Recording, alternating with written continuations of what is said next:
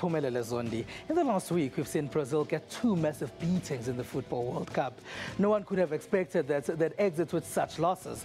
Tonight, we'll talk about how social media conversations about football teams affect their brands. We'll also chat about the National Science and Technology Forum Awards that have taken place in Johannesburg. This evening's show takes us to Nigeria, Gaza, and we find out about the technology that's stopping missiles from landing in Israel. We are live, so find us on SABC Network on Facebook and Twitter. It's News Network at sabc.co.za on email. Let's start with your social media and technology news.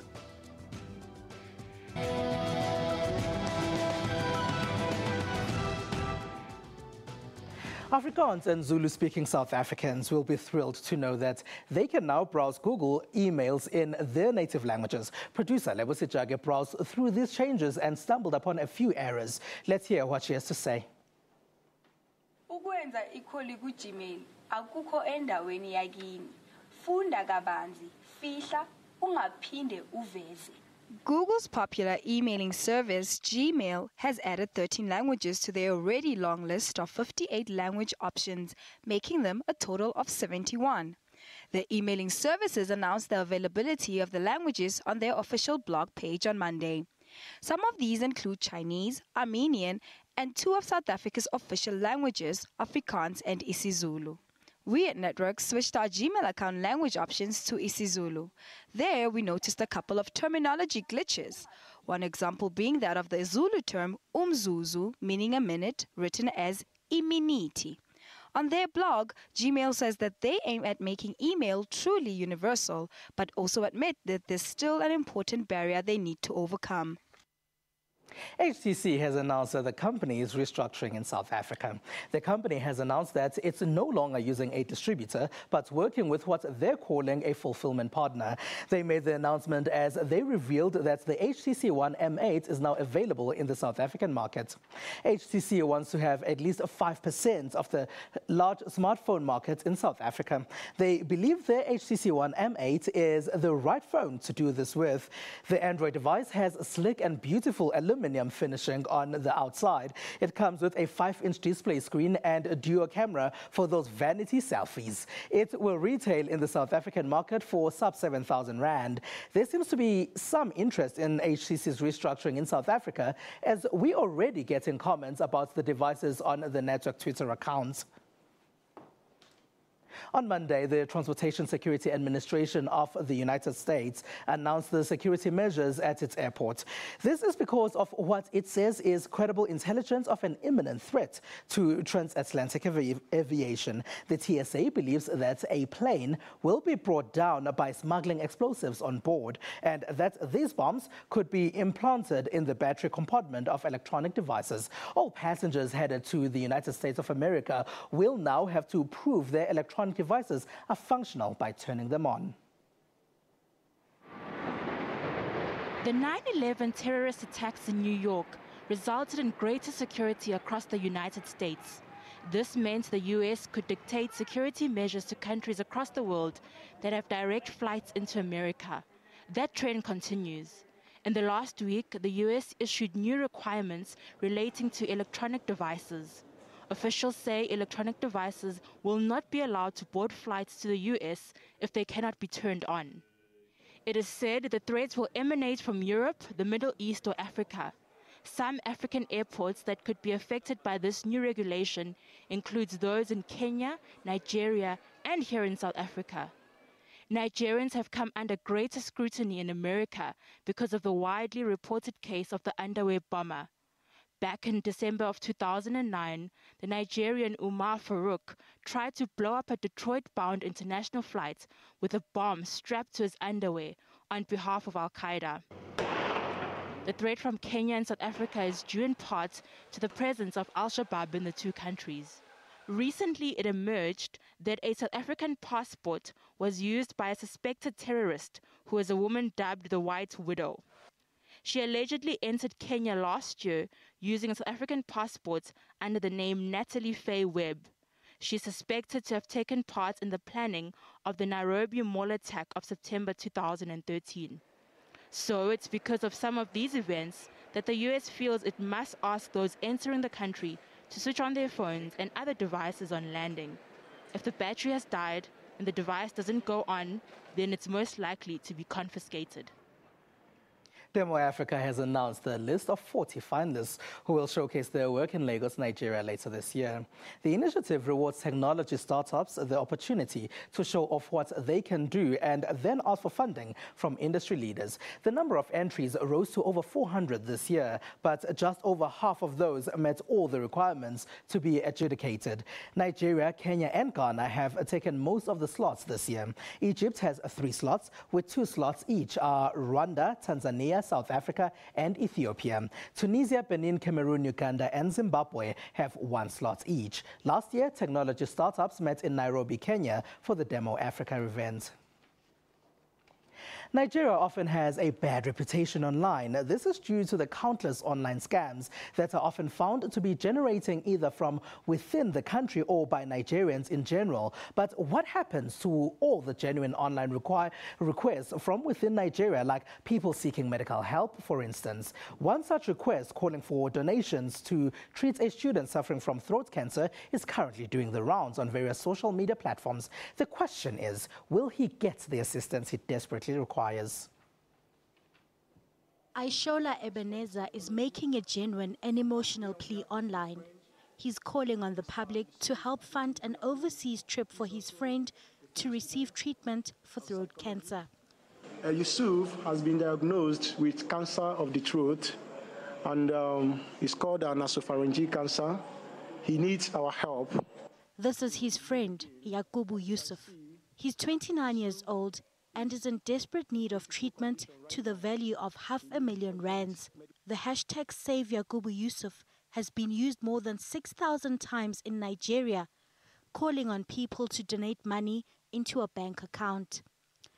It is not clear yet if people are making deposits, but in a country widely associated with online scams, Nigerians are surprisingly keen to assist each other. Take the case of Save OJB, for example. Although OJB Jezreel is a well-known music producer, his plea to raise money for a kidney transplant resulted in success. Unfortunately, although many of the social media campaigns have been successful inside of Nigeria, outsiders are often reluctant to get involved for fear of being scammed. As an unfortunate consequence, people who genuinely need help, such as Yakubu Yusuf, may not receive it due to the scourge of criminals who prey on unsuspecting social media users. Lawmakers in Nigeria's House of Representatives have set up a committee to investigate a closed-circuit television camera or CCTV project carried out by ZTE Nigeria Limited. The lawmakers say the cameras installed have remained useless in the 2 years they've been there. The project cost the government 5 billion rand. Nigeria has been facing a lot of insecurity lately, but the legislators say in the 2 years of the CCTV camera's existence, no one has been caught on camera for any crime, and that is what worries them. The creator of a mobile app and a website for expecting and new mothers won a special prize at this year's Gaza weekend in Palestine. The event is hosted by the French Cultural Center in Gaza City. Some of the world's leading tech companies, including Google, were there to scout for ideas. Technology won big at this year's Gaza Weekend 4.0. One of the winners is a 14-year-old E.M. Siam, who is the creator of Fun Labs, a web-based game that allows children to do science experiments online. There was also a big participation from women this year. Out of the 25 teams there, 16 were led by women. There is an intellectual blockade, but we do not see it as an obstacle. Young people have lots of ideas, but there is no interest for these ideas to reach the people. Here, 150 finalists have been shortlisted from 650, all looking for funding for their ideas. Startup Gaza was launched by Google, Sadaf Technology, Messi Corps, Paltel, and other partners 4 years ago. This is a competition for talented ideas in Gaza. The participants will show their ideas to investors and the crowd. They will work so their projects can reach the finals. The companies will work to get an idea of who can win. 4 prizes were up for grabs: Best Validation, Best Women's Team, Best B2B Idea, and Best Overall Idea. Participants were encouraged to come up with ideas that would work for a larger market in the Middle East, United States, Europe, China, and Africa. The Best Women's Team award went to the group that created Bishra, an online community for home gardeners. Let's stay in the region and focus on the intense fighting between Israel and Palestine. A new round of intense violence began on Tuesday between Israel and Hamas militants in the Gaza Strip. Hamas says they are fighting for the liberation of the Palestinian people against what they call an apartheid form of repression by Israel. Since the exchange of fire in the past week, over 120 deaths have been reported in the Palestinian territories. Israel, on the other hand, has recorded no deaths and very little damage to property. This is mainly because of Israel's so-called Iron Dome defense system. Network's Tili Khaswane looks at how Israel's highly successful Iron Dome works.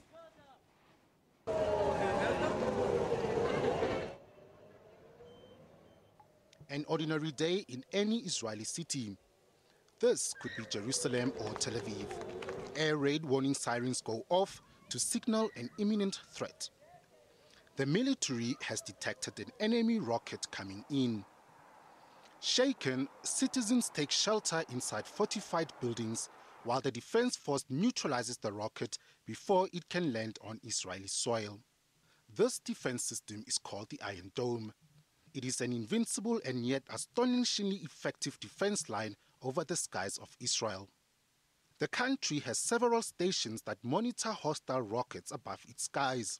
These stations quickly calculate the angle of the incoming rocket, and then the rockets are shot down. The interceptor seeker achieves very accurate end-game homing. The Iron Dome's success rate of shooting down hostile artillery is around 90%. This is said to be the best success rate of any other system in the world to date. Israel is one of the most technologically advanced countries in the world. Its Iron Dome system was developed in response to the country's second war with Lebanon in 2006. Back then, almost 4,000 rockets landed in Israel, resulting in casualties and damaged property. China says it's detected hidden directories recording iPhone users' locations. The country says this is raising concerns about security information in the country. This could be a continuation of China and the United States of America's continued accusations of spying espionage. A Chinese national has been arrested for hacking computer systems of American companies with defense contracts. Here's more on this report. Following immense coverage on the USA's internet security breach, China is keeping a wide eye on one of America's most popular handsets, the iPhone. Chinese information security authorities say they recently found that locations of people using this particular phone are stored and hidden in directories not accessible to average users. Firstly, we connect the iPhone to a computer via USB data link. Then with some special tools, we can view some system directories that normal users cannot see. In the system directories, we found a hidden directory which can record users' locations at different times. The iPhone location service feature records and stores users' old and recent visited locations. What the Chinese says concerns them is the fact that location information is never deleted from the device, even after disabling this feature.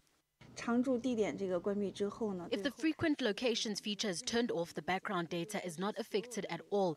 That's to say the user's location is still recorded. They just cannot see it, but the background data is still there. This seems to be a continued lack of trust between America and China. A Chinese national has also been arrested in Canada for suspected hacking of computer systems of American companies with defense contracts. The world's two richest nations have met up on their lack of trust of each other. China says a new model of relationship requires mutual respect, while the U.S. repeats its call for effectively managing differences between the two countries. The key to this relationship and the key of building the future for both of us is to be able to manage those differences effectively while we find a way to cooperate on the most significant challenges. What the two superpowers must guard against in their continued accusations of cyber espionage is that the relationship doesn't drift towards confrontation. SABC Network on Facebook and Twitter. After the break, we talk about how conversations on social media can help or break football brands. Maya Kronsky from Fuseway is already in the studio to talk to us about that.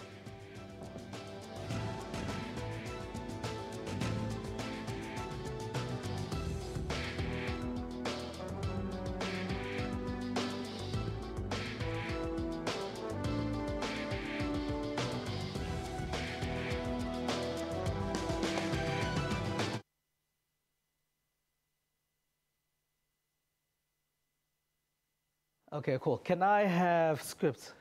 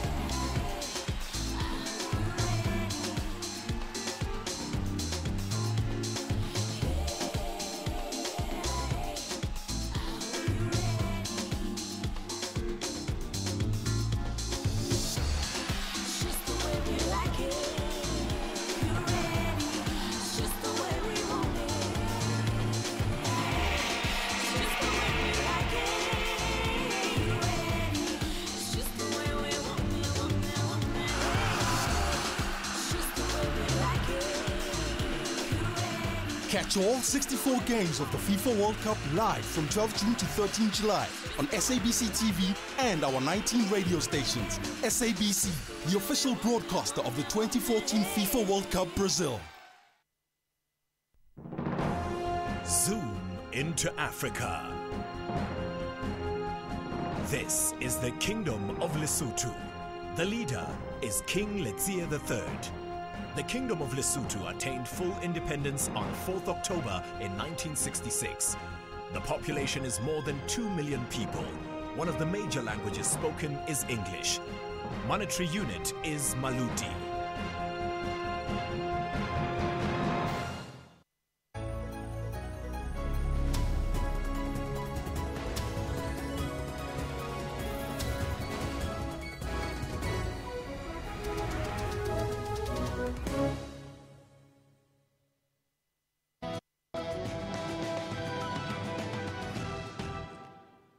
We're still on SABC Network on Facebook and Twitter.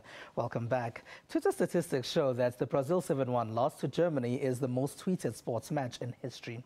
The surprise massive thrashing wasn't only big in social media in Brazil, but it was the case all over the world, including here at home. Despite this, Brazil's football team is still the most popular on another social network, Instagram. There are many who tipped Brazil to win the World Cup before it started this year. So not a lot of people could have predicted that their exit was going to be their biggest loss in history. And Brazilian players and fans would be experiencing these emotions. As a result of this, many took to social media to express their shock. At 35.6 million tweets, the match has become the most tweeted sporting match in history. This trends map shows the words that dominated in different parts of the world during that match at 6-0. In Africa, we can see that South Africa and Nigeria had the words Brazil and Brazilian dominating, with Kenya tweeting Germany the most. Suddenly at 7-1, the volume of chat about it suddenly increased, as we can see here that South America, North America, Europe, Southeast Asia, South Africa, Zimbabwe, Zambia, Namibia, Ghana, Nigeria and Kenya were all busy tweeting about the match. Despite Brazil's massive loss, the country's national football players are the most followed on Instagram. Neymar leads the pack with 8.8 million followers. Behind him in second place is Portugal's Cristiano Ronaldo, then Argentina's Messi. The next four in the top 10 are Brazilian, then tied for 7th is Casillas from Spain. Rounding off the top 10 are Brazilian players again, making it 7 Brazilian players in the top 10 of the most followed football players on Instagram. Whatever Brazil and Germany think about their conversations taking place online about their historic match, they cannot dictate what people tweet about their brands. In social media, the public doesn't need their permission to express its views about them.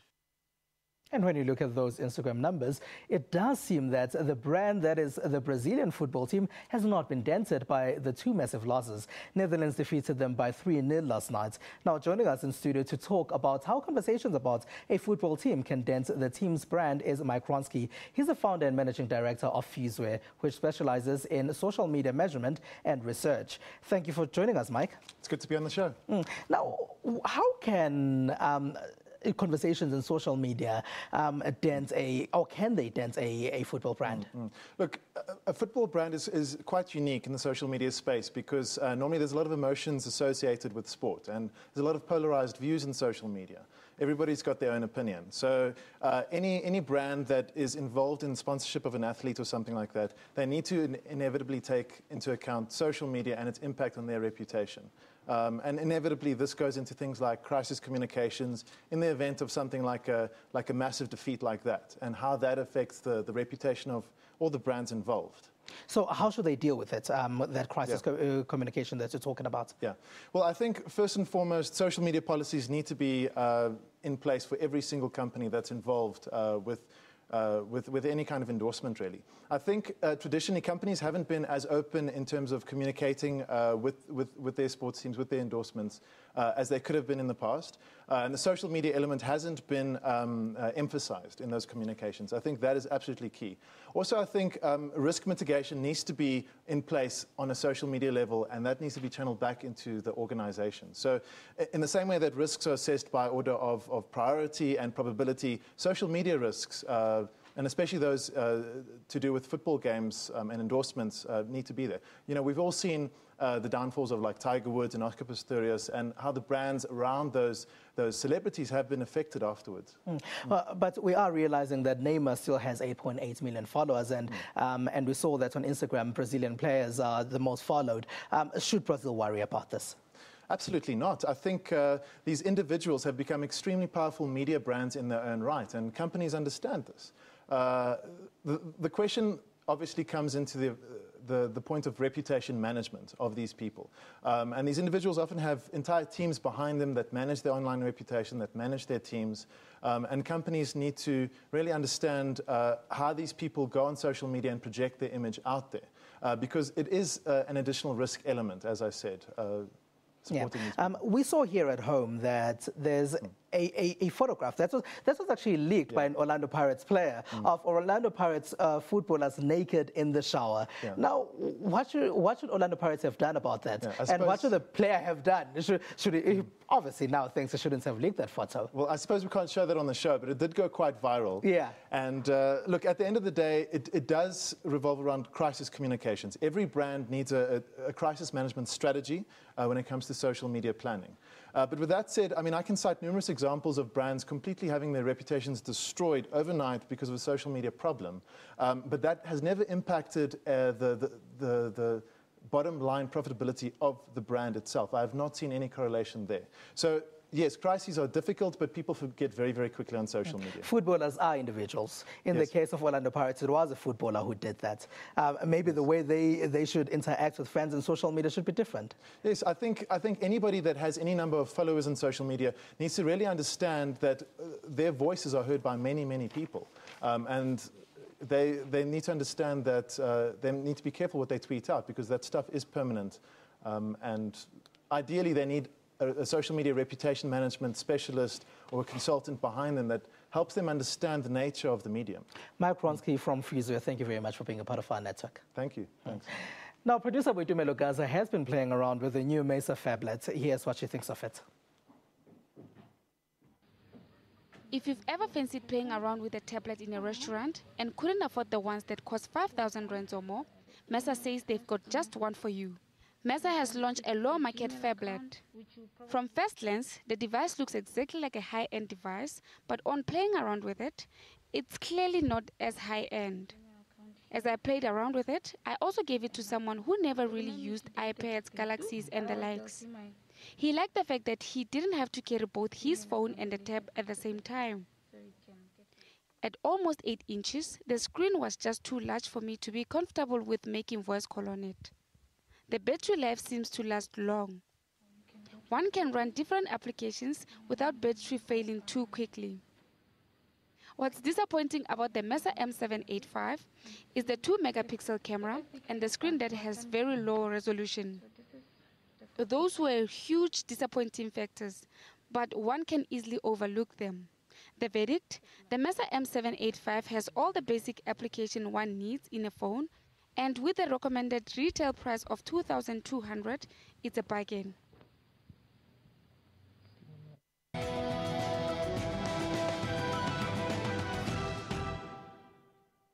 Now, the National Science and Technology Forum Awards have taken place in Johannesburg. These honor outstanding contributions to scientific research, technological innovation, and science communications. Now, joining us in studio to talk about these is Yancy Niehaus, who is Executive Director at National Science and Technology Forum. Hello, and thank you for joining us, Yancy. Good evening, Mr. Goodman. Now, tell us what the forum actually does. Okay, the forum is a stakeholders forum, and it has existed since 1995. It represents all organizations that have anything to do with science and technology. So research councils, universities, corporations, professional associations. And we organize events and projects that the science community is interested in. So we organize discussions about science and technology, and especially as it relates to government policy. Because they've been, in the past few years, there have been a lot of developments in policy. And so it's a good forum in which to discuss things. So that's our one function. The other is that we organize these awards, which are known as Yes, tell us about those awards. Okay. It's known as the NEC BHP Bulletin Awards, and it's a terrible mouthful, but it's because BHP Bulletin is our major sponsor. And these awards have been going for 16 years now. Every year we award 12 people, and it is for professional scientists. And this year, tell us about the quality of entries and the quality of the winners that you had. Oh, the quality is fantastic. Basically all the nominations have good quality, but we pare them down into finalists. And these are all brilliant people, and I wish we could give them each an award. There are about 25 of them. And then we have to decide and make, have 12 winners. Fortunately, I don't have to do that. There's an adjudication Some of the winners? Panel. Who are some of the winners, and what do they have? Okay, I really do want to tell you about this. Well, the one is an invention where it's software for a smartphone, and it can detect hearing loss. So it's kind of, you hold it next to a person's ears and you test their hearing in both ears. And normally you need a massive device, a piece of machinery, actually, to test people's hearing. Yeah, Yancy, unfortunately, we are quickly running out of time. And so thank you very much for joining us right here on Network tonight. Then thank you for being our guest. Thank you very much. All right, now that's all we have for you. We leave you with a video of crying Brazilians after their World Cup semi-final loss. Thank you from me and the rest of the Network team. Goodbye.